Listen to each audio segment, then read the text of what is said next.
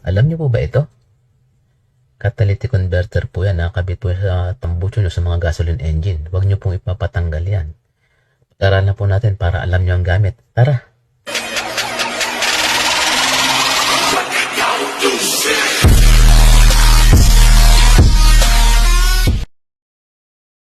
Ayun nga po, kaya na-invento ang catalytic converter. Dahil ang fuel po natin is made by hydrocarbon yan.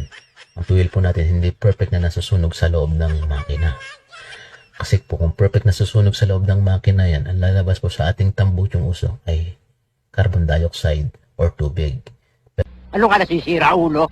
Pero dahil sa hindi po siya perfect na nasusunog sa loob ng makina, ang nilalabas po niya ay carbon monoxide. Hindi po maganda sa ating environment, lalo na sa ating health, sa puso, sa lungs. Delikado po. Kaya na-invento po ang catalytic converter para pag dumaan to ng carbon monoxide na galing sa makina,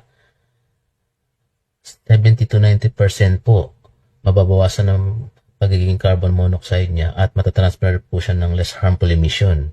Kasi po ang loob po ng ang catalytic converter, may panala po yan, may mga ceramic po yan, may mga component po yan na panala para matransfer po sa good emission.